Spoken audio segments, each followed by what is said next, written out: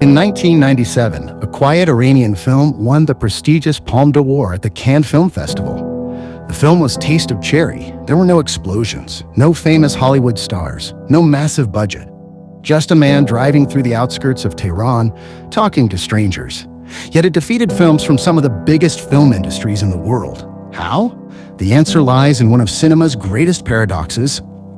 Iranian cinema became extraordinary while operating under extraordinary restrictions. After the 1979 revolution, filmmakers faced strict rules regarding politics, gender interactions, clothing, violence, and many aspects of everyday life on screen. Many believed these restrictions would destroy artistic expression. Instead, something unexpected happened. Iranian directors developed a completely different cinematic language. Since they couldn't always show things directly, they learned to suggest them. Since spectacle was limited, they focused on emotion. Since simple entertainment wasn't enough, they turned everyday life into profound cinema. A child looking for a notebook became, "Where is the friend's house?" A divorced couple arguing became a separation. A taxi ride through Tehran became Taxi. What sounds ordinary became unforgettable. Another reason for Iran's success is realism. Many Iranian films use non-professional actors, real locations, natural lighting, and stories inspired by everyday life. The result feels less like watching a movie and more like observing real human beings.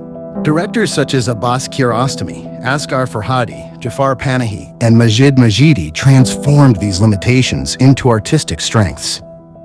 Incredibly, some of Iran's most celebrated films were made while directors faced bans, censorship battles, or restrictions on filmmaking itself.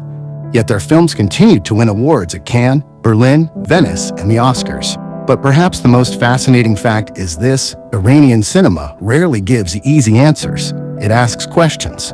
Who's right? Who's wrong? What is justice? What is truth? And by refusing simple solutions, these films become universal.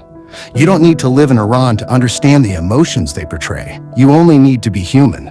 That's why Iranian cinema remains one of the most respected film movements in the world. Because when filmmakers couldn't rely on freedom, money, or spectacle, they relied on something even more powerful: storytelling. And in doing so, they proved that sometimes the greatest masterpieces are born not from unlimited possibilities, but from the challenge of working within limits.